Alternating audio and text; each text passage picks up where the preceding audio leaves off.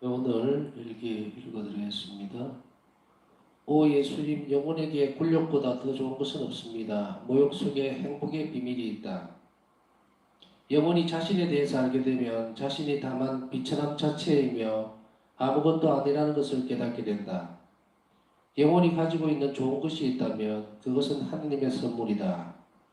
영혼은 자신이 모든 것을 하느님으로부터 거저받았고 자기 자신의 것이라고는 비천함뿐이라는 것을 볼 때 하느님의 엄위하심 앞에 계속해서 겸손하게 엎드릴 수 있게 된다.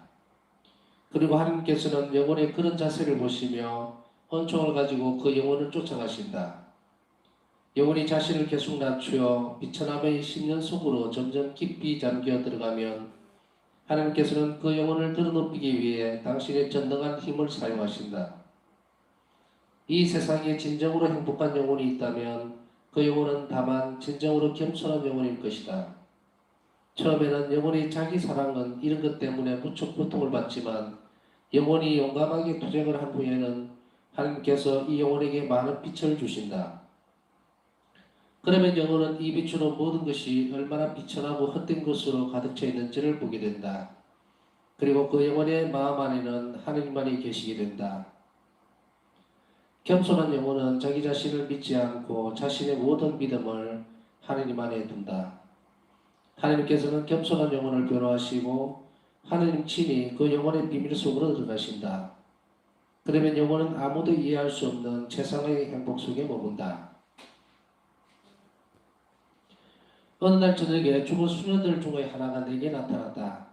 그는 벌써 전에도 몇 번 나를 찾아왔었다. 처음에 내가 그를 보았을 때에 그는 심한 고통을 받고 있었고 차차 그 고통이 줄어들었었다. 그러나 이번에는 그가 행복으로 빛나고 있었고 자기는 이미 하늘나라에 있다고 내게 말했다. 그는 하나님께서 우리 수녀를 시련으로 시험하셨다고 내게 말해주었다. 그 이유는 미카엘라 총장 수녀가 이 영혼에 대해서 내가 말한 것을 믿지 않고 의심했기 때문이라고 했다. 그러나 지금 그가 이제야 하늘에 있다는 표지로 하나님께서 우리 수녀를 축복하실 것이라고 했다. 그리고 그는 내게로 가까이 와서 나를 꼭 끌어안으면서 나는 이제 가야 합니다라고 말했다. 나는 한 영혼의 생애의 세 단계, 말하자면 이 세상과 연옥 그리고 하늘나라에서의 삶이 얼마나 서로 긴밀히 연관되어 있는지를 깨달았다. 나는 하나님께서 당신이 내게 말씀해 주신 것과 관련된 일로 어떤 사람들을 시험하시는 것을 여러 번 보았다. 불신은 예수님을 노하시게 하기 때문이다. 한 번은 하나님께서 어떤 대주교를 시험하시는 것을 나는 보았다. 그 이유는 그 대주교가 이 일을 믿지 않고 반대했기 때문이었다. 나는 그가 불쌍해서 그를 위해서 하나님께 간절히 기도했다. 그랬더니 하나님께서는 그의 고통을 들어주셨다. 하나님께서는 당신께 의탁하는 마음이 부족한 영혼들을 아주 싫어하신다. 이 때문에 어떤 영혼들은 많은 은총을 잃어버린다. 불신은 우리를 위한 끝없는 사랑과 선하심으로 가득 차 있는 그분의 지극히 감미로우신 성심을 아프게 해드린다. 어떤 영혼에게 주어진 은총과 축복의 진리를 더 잘 알아내기 위해서 사제는 때때로 의구심을 가져야 한다. 그리고 사제가 그 영혼을 더 깊은 하나님과의 일치로 인도하기 위해서 그렇게 한다면 그는 참으로 엄청난 큰 상을 받을 것이다. 그러나 한 영혼 안에 있는 거룩한 은총을 단순히 자기 자신이 헤아리고 이해하지 못했기 때문에 의심하거나 무시하는 것은 주님 마음에 들지 않는 것이다. 경험 없는 사제를 만나는 영혼들이 나는 무척 가엾다. 어느 날 한 사제가 자기를 위해서 기도해달라고 내게 부탁했다. 나는 기도하겠다고 약속하고 한 가지 고행을 할 수 있도록 허락을 청했다. 내가 어떤 고행을 할 수 있다는 허락을 받았을 때 나는 하나님의 선하심이 그날 나에게 주시는 은총들을 모두 그 사제를 위해서 포기하고 싶은 큰 열망을 느꼈다. 그래서 나는 주 예수님께 그날 사제가 겪어야 했을 모든 영적 그리고 외적인 고통과 힘겨운 일들을 내게 달라고 청했다. 하나님께서는 내가 청한 것을 부분적으로만 들어주셨다. 즉시 온갖 종류의 고난과 장애물이 어디에서부터인지 알 수도 없는 곳으로부터 걷잡을 수 없이 솟아올랐다. 몹시 심해서 수녀들 중에 하나는 모두 파우스트라 수녀를 괴롭히고 있으니 이것은 분명히 주님께서 하시는 일이라고 큰 소리로 말했다. 근거 없는 비난들이 매우 심했었는데 어떤 수녀들은 더 부채질을 하고 어떤 수녀들은 근거 없는 일이라고 표정했다. 그러는 동안에 나는 이 모든 것을 그 사제를 위해서 말없이 바쳤다. 그러나 그것이 전부가 아니었다. 나는 내적인 고통을 체험하기 시작했다. 첫째, 나는 수녀들에 대한 혐오감과 무기력증에 사로잡혔다. 그런 어떤 불확실성이 나를 괴롭히기 시작했다. 기도하는 동안에도 집중을 할 수가 없었고 여러 가지 일들이 내 머릿속을 사로잡았다. 너무나 피곤해서 경당으로 들어갔을 때 이상한 통증이 내 영혼을 괴롭혔고 나는 조용히 울기 시작했다. 그때 나는 내 영혼 안에 이렇게 말하는 소리를 들었다. 내 딸아, 너는 왜 우느냐? 어쨌든 너 자신이 이 고통들을 받겠다고 처한 것이 아니냐? 네가 그 영혼을 위해서 대신 겪는 고통들은 단지 작은 일부일 뿐이라는 것을 알아야 한다. 그는 더 많은 고통을 당하고 있다. 그래서 주님께 여쭈었다. 왜 주님은 그 영혼을 그렇게 심하게 다루십니까? 주님께서는 나에게 그것은 그가 받을 삼중의 면류관, 동정성과 사제직과 순교의 삼중의 면류관 때문이라고 대답하셨다. 그 순간 그가 하늘 아래서 누리게 될 큰 영광을 보고 내 영혼은 큰 기쁨으로 넘쳤다. 나는 하나님께서 당신 가까이 두고 싶은 영혼들을 어떻게 다루시는지를 알려주신 은혜, 하나님이 이 특별한 은총에 감사하기 위해서 즉시 산찬미가를 바쳤다. 그러니까 하늘나라에서 우리를 기다리고 있는 것에 비하면 이 모든 고통들은 아무것도 아니다. 어느 날 우리의 미사가 끝난 후에 난 갑자기 나의 고위 신부가 성 미카엘 성당의 하느님의 어머님의 조상아 앞에서 기도를 드리는 미사를 드리는 것을 보았다. 봉헌성을 드릴 때였는데 난 아기 예수가 마치 무언가로부터 가는 것처럼 그리고 신부님에게서 피난처를 구하는 것처럼 신부님에게 매달리는 것을 보았다. 그러나 영성질 할 때가 되자 늘 그렇듯이 아기 예수는 사라졌다. 그때 나는 거룩하신 성모님을 배웠는데 성모님께서는 당신의 겉옷으로 신부님을 감싸시면서 내 아들아 용기를 내어라 라고 말씀하셨다. 성모는 무엇인가 다른 것도 말씀하셨는데 나는 알아들을 수가 없었다. 모든 영혼들이 주님의 자비를 찬양하기를 제가 얼마나 열렬히 갈망하는지요. 주님의 자비를 청하는 영혼들은 행복하다. 주님께서 말씀하셨던 대로 주님께서는 그런 영혼이 당신의 영광 인양 보호해 주실 것이다. 그러니 누가 감히 하나님께 대항하여 싸운단 말인가? 너희 모든 영혼들아 일생 동안 그리고 특히 너희가 죽을 때에 그분의 자비에 의탁함으로써 주님의 자비를 찬양하여라. 친애하는 영혼아 네가 누구든 아무것도 두려워하지 마라. 오 주님, 더 큰 죄인일수록 주님의 자비를 더 많이 받을 권리가 있습니다. 오 우리들의 이해력을 초월하는 선하시며 하나님께서 먼저 죄인들에게로 몸을 굽히십니다. 오 예수님, 저는 수천 명의 영혼들을 대신해서 주님의 자비께 영광을 드리고 싶습니다. 오 예수님, 저는 제가 영혼들에게 주님의 선하심과 주님의 상상을 초월하는 자비에 대해서 쉼없이 이야기해야 한다는 것을 아주 잘 알고 있습니다. 한 번은 어떤 사람이 내게 기도해달라고 부탁을 했을 때 나는 예수님을 만나 그분께 말씀드렸다. 예수님, 저는 주님께서 사랑하시는 영혼들을 특별히 더 사랑합니다. 그러자 예수님께서 대답하셨다. 그리고 나는 네가 기도해주는 영혼들에게 특별한 은총을 준다. 오늘은 여기까지 읽겠습니다.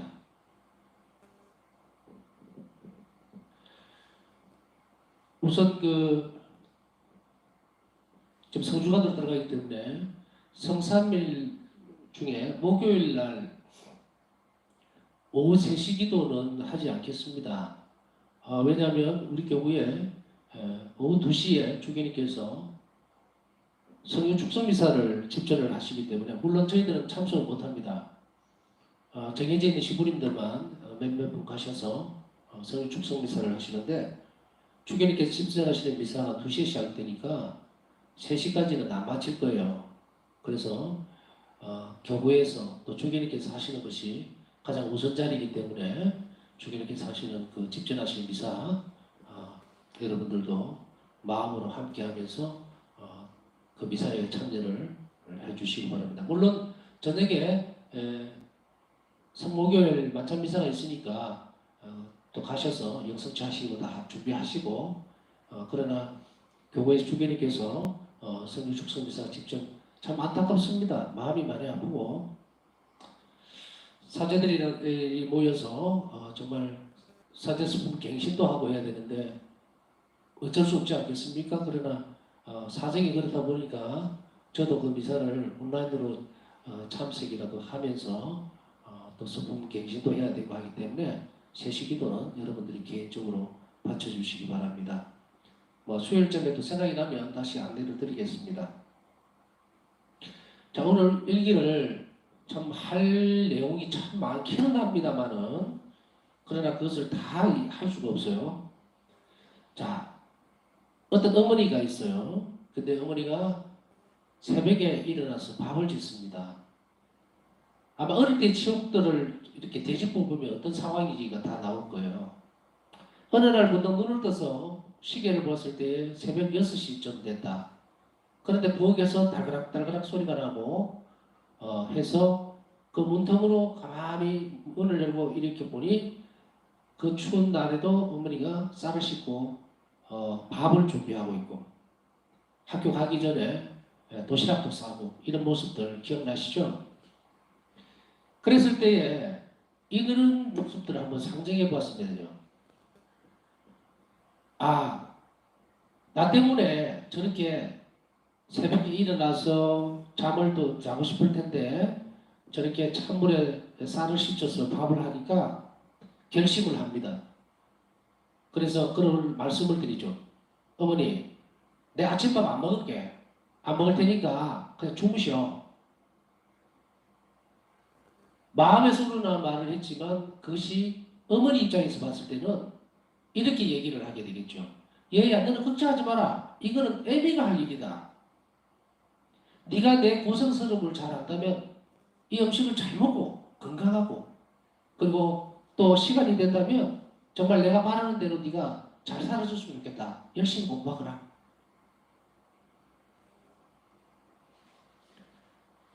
자, 어떤 상황이 될 수가 있겠어요? 어머니는 또 부모님이라고 합시다. 어머니라고만 하면 너무 섭섭하니까 부모님들은 이런 모습들을 가지고 해야 될 책임이 있어요. 그리고 그것이 기쁨이죠. 그것을 면제시켜주거나 없애줄 수가 없어요. 만약에 그것이 면제되거나 없어질 수 있다면 부모가 안 되는 길밖에 없어요.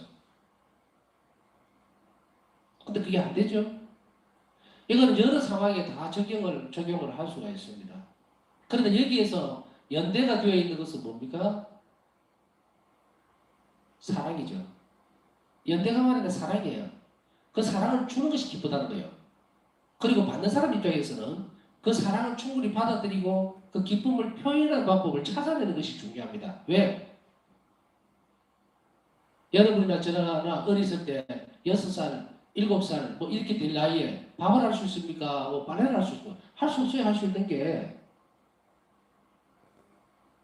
할 수 있는 그 상황에서 할 수 있는 거라는 것은 뭐냐면 감사하게 생각하고 그리고 뭔가 도와줄 수 있는 게 없을까를 찾아보면서 그래도 만약에 신앙인들의 관계라면 성당에 가서 기도하겠죠. 우리 부모님 건강하고 또 기쁘게 잘 살게 도와주세요. 은총을 주세요. 이렇게 되겠죠. 자기가 할 수 없는 일이니까 그걸 청하고 그리고 자기가 할 수 있는 일을 찾아놨습니다.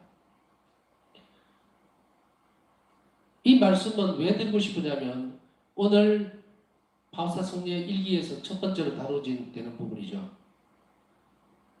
선포고 신부가 바울사 성령에게 기도를 청했어요. 그랬을 때에 선포고 신부는 자신이 혼자 그 일을 해결할 수 없음을 알고 기도를 바울사 성령을 위해서 청하게 되죠. 그러면은 이 일기에서 드러난 내용이 뭐냐면 바울사 성령가 그 기도를 받아들임으로 요청을 받아들이고 할 때에 기도를 받아들이는 사람 입장에서는 굉장히 큰 희생이 따라오게 됩니다. 희생적 부분이 따라와요. 그러면 이 부분은 어떤 부분으로 대체를 할 수 있냐? 엄마의 모습이 되는 거예요. 그렇게 되어졌을 때에 만약에 손보고 싶고 내가 이 기도를 저 수녀님에게 요청을 하면 저 수녀님 참 고통스럽고 힘들 테니까 하면 말자 이렇게 되겠습니까? 아닙니다. 요청을 할 때에는 자신이 할 수 없기 때문에 청할 수밖에 없는 거예요. 예수님도 그 말씀하시죠. 너는 나에게 요청하는 것, 네가 청하는 것은 나는 참 기쁘다. 그러나 역으로 생각하면 어때요? 우리가 요청하고 주님께 베풀어 달라고 하는 그것이 오히려 예수님의 십자가의 고통을 매개체로 해서 그걸 담보물로 해서 줄 수밖에 없다면 그래서 그게 안타깝고 정말 마음이 너무 아리고 아파서 주님 나 그러면 기도 안 할게요. 이렇게 하실 거예요? 아닙니다. 우리가 할 수 없어요. 그러니 하나님의 자비는 예수님은 당신 자신이 미리 선포를 하고 계시는 거예요. 우리 마음을 이미 읽고 있는 거죠. 인간들아 너희들은 할 수 있는 게 아무것도 없다. 그러나 나를 생각해서 그렇게 청하지 않는다? 그거는 교만이다. 나는 너희들이 청해주는 것이 기쁘다. 내가 너희들에게 줄 수 있는 것이 줘야 하는 이 상황이 기쁘다. 그럼 우리 어떻게 됩니까? 주님께 매달려서 받아낼 수밖에 없다면 우리가 잘 사는 수밖에 없는 거예요. 우리 예수님께서 원하시는 대로. 그래서 우리는 어떤 요청을 받아들입니까? 주님께 우리에게 필요한 은총을 청하면서 동시에 예수님께서 우리가 요청하는 것을 받아들이고 그걸 위해서 기도를 하죠. 그래서 예수님께서 원하시는 구원 사업에, 영혼 사업에 적극적으로 개입하고 주님의 십자가를 묵상하고 순환하죠. 이 기도죠. 예수님도 우리 기도가 필요한 거예요. 기도가 쌍방울이라는 것을 잊어서는 절대로 안 됩니다. 그래서 바울사 성녀가 그 기도를 요청을 받고 나서 희생적인 부분들을 하나님께 내놓죠. 그러면서 두 가지가 두드러지게 드러납니다. 하나는 외적으로 굉장히 사람들에게 공격을 받게 됩니다. 모든 수련이 다 들고 일어나서 왜? 이 소포가 신부 영혼을 위해서 기도를 하니까 떼거지같이 확 모여들어서 근거도 없는 비난들로 엄청나게 퍼붓게 되죠. 그날. 그러고 나서 내적으로는 또 어떤 충돌이 생기는가? 내적인 고통에서는 혐오가, 수녀들이라는 혐오가 무기력적인 사로잡혔고 막 어떤 불확실성이 내가 정말 이거 기도를 제대로 하고 있는 것인지 내 기도가 필요한 온갖 의구심과 불확실성이 덮쳐들어오는 거예요. 이게 기도하는 동안에도 집중을 할 수 없고 여러 가지 일들이 머릿속을 계속 복잡하게 만들었다. 그랬을 때 이 대한 답을 주시죠. 어떤 답을 주시는가? 이걸 기도를 하는 사람은 예측을 해야 됩니다. 지혜예요. 바울사서기에는 아주 중요한 대목을 지금 일기에서 얘기를 하고 있어요. 예수님께서 이걸 우리 일러주시는 거예요. 그래서 이런 혼란스러움이 있을 때에 예수님은 이것을 다 잡아줍니다. 네가 그 기도를 받았을 때, 요청 받았을 때 예라고 대답하고 난 뒤에 따라오는 이 후폭풍을 몰랐느냐 이 말이에요. 그러나 그 후폭풍을 견뎌내고 있는 그 과정에서 그것을 이겨낼 수 있는 힘은 무엇인가? 예수님은 이렇게 대답하시죠. 네가 기도를 해줬기 때문에 그 소포가 신부가 겪어야 됐던 고통이 경감되었다. 약화되었다. 완전히 없어질 수도 있었겠지만 양쪽이 다 고통을 받고 있죠. 그렇지만 보상적인 차원에서 이것이 너무 크기 때문에 왜? 소포가 신부는 세 개의 멸류관을 쓰고 있다. 그것 때문에 그런 거기 때문에 이 부분들에 대해서 어떤 은혜들을 베풀기 위해서 바울사성의 기도를 받아들이고 이 신부가 겪어야 되는 고통을 경감시켜 놓습니다. 그래서 바울사성녀는 당신의 기도가 이 몰고 올 수 있는 그러나 아까 얘기했듯이 바울사성녀는 기도할 수밖에 없는 그런 존재예요. 예수님께서 그렇게 하셨기 때문에. 그래서 첫 번째로는 이렇게 우리는 생각해야 됩니다. 어떤 사람에게 기도를 요청받았을 때는 그만큼 무거운 뭔가가 오게 됩니다. 그것을 잘 견뎌낼 자신이 있어야 하는 것인가? 물론 그렇다고 해서 너무 다른 식으로 생각하실 필요는 없어요. 예를 들어서 이웃지간에 뭐 친숙한 사람이 있을 때, 친한 사람이 있을 때 가서 아이고 나 요즘 힘들어. 나를 위해서 기도 좀 해줘. 이것까지 괜찮아요. 우리가 정말 바울사 성처럼 이렇게 무지막지한 고통을 주지는 않습니다. 그런 어려움이 닥치지는 않을 거예요. 이것이 그릇이 크고 크고 할수록 달라지겠죠? 그래 통상적으로 제가 볼 때는 일상적인 측면에 있어서는 그렇지 않습니다. 책임을 맡고 있는 그 자리에 있지 않는 한은 그 십자가가 그렇게 무겁지는 않을 거예요. 그러나 어떤 상황이 됐든 마찬가지예요. 그래서 그 사람에게 내가 기도를 부탁한다는 것은 내가 내 힘으로 할 수 없으니까 기도를 부탁하는 거죠. 이 문제에 대해서는. 그러나 그 사람에게 기도를 부탁했을 때 그 사람은 할 수 있어요. 하겠죠. 그러면 나는 어떻게 해야 되는가? 이 대목이 중요해서 말씀드리는 거예요. 나는 내가 몰라라 해서는 안 됩니다. 내가 이 문제 해결을 위해서 기도를 하는 것은 어려워서 부탁을 했지만 이 사람이 나를 위해서 기도해 줄 수 있도록 나는 기도해 줄 수가 있어요. 그 대상을 위해서. 상대방을 위해서 해줘야 됩니다. 그래야 이 사람이 견뎌내면서 내 기도를 할 수가 있어요. 만약 여러분들이 조금 더 부연 설명하자면 본당 신부님에게 신부님 요즘 내가 되게 힘들어요. 저를 위해서 좀 기도해 주세요. 그러면은 본당 신부님 대부분도 예, 알겠습니다. 기억하겠습니다. 하죠. 그럼 그 신부님이 많은 어려움을 겪을 걸 부탁한 사람은 미안해해서 아이고 우리 신부님 힘들 텐데 안 해야지. 엄청난 유혹이죠. 그건 아까 앞에 설명드렸어요. 엄마 힘드니까 내 밥 굶을게. 어쩔 수 없는 부분을 사자들은 그렇게 살아가야 되고 수도자들도 그렇게 살아가야 됩니다. 그러면은 그렇게 요청을 했을 때에 제가 말씀드리고 싶은 내용은 뭐냐면 그냥 부탁했으니까 나 모르겠다 이렇게 해서는 안 됐다는 거예요. 내 기도를 부탁한 그 사람을 위해서 기도해 주라 이 말이에요. 결론적으로. 그래서 첫째는 이 부분들이 서로 합쳐져서 좋은 결과가 날 수 있도록 십자가를 지는 사람은 지고 가야 합니다. 그러나 그래서 부탁한 사람들은 내 몰라라 해서는 절대로 안 된다. 공유되어져야 된다. 그래야 양쪽이 다 충분한 은총을 받을 수 있다는 거, 그걸 기억을 하시면 됩니다. 그것이 첫 번째였고요. 그 다음에는 아주 참 중요한 부분을 말씀을 하고 있는 것 같습니다. 영혼이 수녀들 중에 하나가 내게 나타났다 하고 얘기를 합니다. 몇 번 나를 찾아왔었고 이 상황을 보면은 이 수녀가 이쪽에 있을 때에 그게 원장 수녀라면 총장 수녀는 바우사 승려가 이 영혼이 당신 찾아왔다는 것에 대해서 믿지 않았어요. 믿지 않다 보니까 어떤 결과가 나왔냐? 수녀는 굉장히 큰 어려움에 빠질 거예요. 시련이 닥쳤다. 그러나 이것은 무엇인가? 그러고 난 이후에 이제 이 수녀님이 죽은 수녀가 바사성에게 찾아오고 나서 난 이제 하늘나라에 갑니다라고 하는 그 순간에 이제 수녀원의 축복이 내리기 시작했다죠. 변화가 됐죠. 그 무슨 표지입니까? 이 수녀가 많은 기도를 위해서 하늘나라에 갈 수 있다라고 하는 것, 갔다라고 하는 표지로서 수녀원의 축복을 주었죠. 그 축복을 받는 순간에 이들은 무엇을 기억했을까? 이 수녀가 하늘나라에 갔구나 하는 것을 알게 됩니다.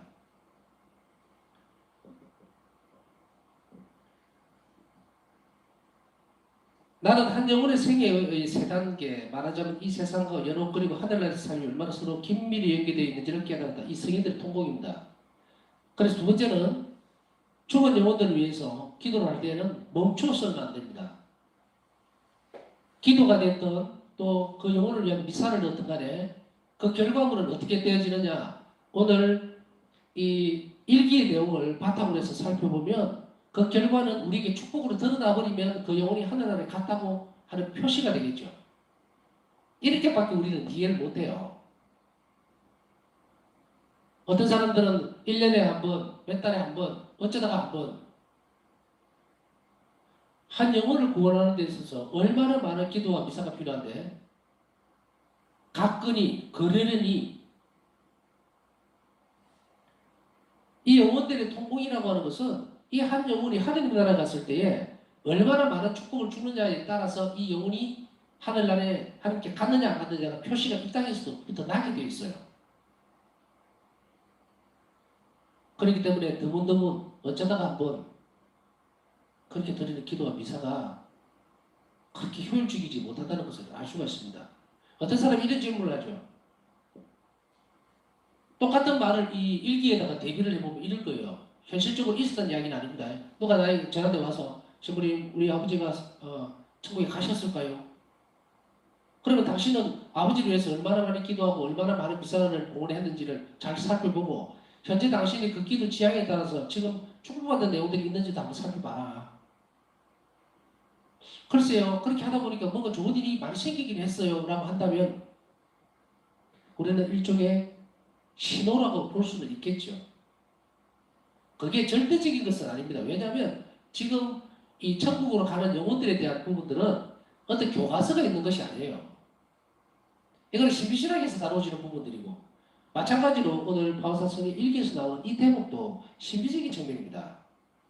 그러나 여기서 분명한 사실은 도드라지게 드러나는 부분들은 그 영혼이 하늘나라에 갔을 때에 예수님께 갔을 때에 천국에 갔을 때에 그 영혼은 기도해준 그 사람을 기억하고 축복을 주시면은 틀림없다는 이야기예요. 그러면 그 사람은 알 수가 있어요. 내적으로 알게 되든 아니면 외적으로 드러나는 어떤 현상들이 있든 신앙생활에서든 현세적인 부분의 축복이 있든 뭔가를 알게 되는 그거는 본인만 알게 됩니다. 그러나 그것이 아무것도 없다면요 더 열심히 하라는 거겠죠. 방법이 없어요. 자로 잴 수 있는 부분이 없다 말입니다. 다 가지가 있는 게 아니에요. 그러나 우리가 이 박선생의 일기에서 이 부분들을 분명하게 드러내는 부분들은 이 부분들입니다. 그래서 우리는 죽은 영혼들을 위해서, 연옥 영혼들을 위해서, 불쌍한 영혼들을 위해서 끊임없이 기도하고 미사 드려주는 거예요. 그걸 거치면 안 됩니다. 한 영혼이 하나님 나라에 갔을 때에 예수님께서 주시는 축복이 얼마나 큰지 우리는 상상을 초월합니다. 이런 모를 한 영혼들이 내 기도와 미사로 인해서 또 우리 희생으로 인해서 천국에 가게 된다면 그 영혼은 나를 위해서 얼마나 하나님께 복을 달라고 그렇게 기도하겠느냐 이 말이에요. 이 땅에서 비는 우리의 모든 기도들을 다 합치더라도 어쩌면은 천국에서 예수님 옆에 바짝 붙어서 나를 위해서 기도해주는 그 영혼 한 분, 한 명의 영혼의 기도만큼 하겠습니다. 그래서 우리가 미사와 또 죽은 이들을 위한 기도, 희생을 바치는 거예요. 그래서 한 측면을 바라볼 수 있는 거예요. 측면을 알아보자. 이 절대적인 측면인가? 그럴 수 있습니다. 왜냐하면 성인들의 통공 부분에 있어서는 우리가 의심할 여지가 없기 때문이에요.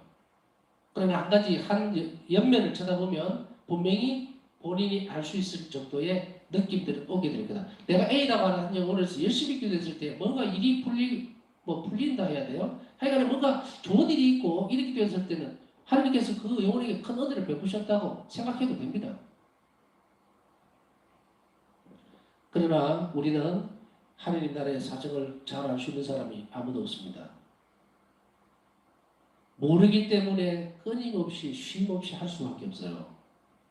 그러나 그 중간에 적어도 우리가 그 일을 거치지 않도록 하나님께서는 축복의 형태로서 분명히 그것을 알게 해 주시리라고 하는 것이 우리는 오늘 두 번째의 단락에서 묵상 주제에서 한번 알아볼 만합니다. 그래서 우리는 이 시간을 통해서 내가 잊어버리고 또 기억하지 못했던 영혼들이 무엇있는지 또 얼마나 소홀히 하고 있었는지 하나님 앞에 우리는 진짜로 용서를 청해야 해요.